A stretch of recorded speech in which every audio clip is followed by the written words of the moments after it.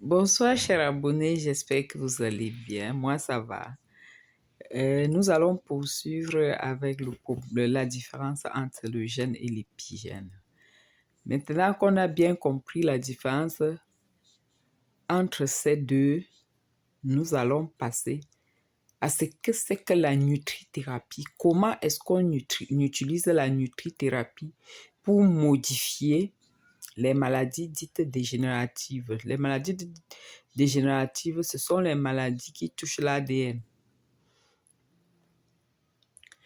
Le gène, c'est notre matériel génétique dont la modification est irréversible. Irréversible veut dire dès qu'il y a une mutation sur un gène, il s'exprime différemment. Alors que l'épigène, son expression est réversible. Cela veut dire s'il y a modification au cours des 10 dernières années, on peut réinstaurer cela puisque l'épigène dépend des facteurs environnementaux du gène, le facteur environnemental du gène. Maintenant, qu'est-ce que c'est que la nutrithérapie? La nutrithérapie utilise donc ce principe.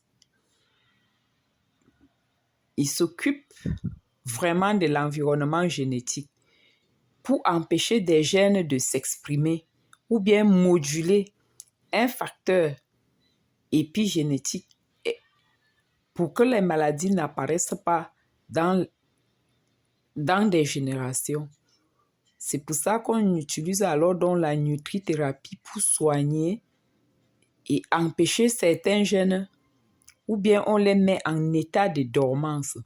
Et quand on a mis un gène en état de dormance, cela signifie que le gène, lui, il est toujours présent, mais il ne s'exprime pas. Mais la nutrithérapie a réussi à mettre en état de dormance certains gènes en travaillant dans le facteur environnemental du gène qui est son épigénétisme. Et il y a plusieurs maladies qu'on utilise cela pour modifier et soigner.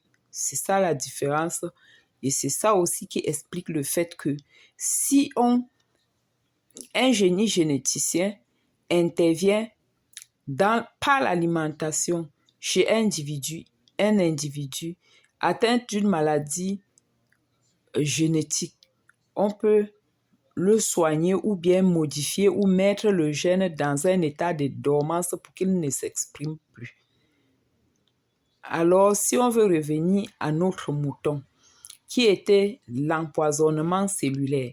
Quand on parle de l'empoisonnement cellulaire, cela signifie les cellules, puisque c'est par multiplication cellulaire que l'on peut modifier ou bien mettre un gène en état de dormance.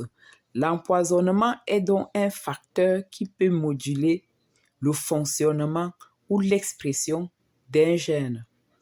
Merci d'avoir écouté et merci de comprendre ce petit paragraphe parce qu'à la longue, on doit parler des intoxications alimentaires.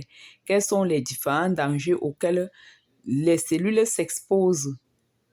Et si on ne parvient pas à maîtriser ces cellules, on va parler d'empoisonnement. Merci et vous passez une bonne soirée.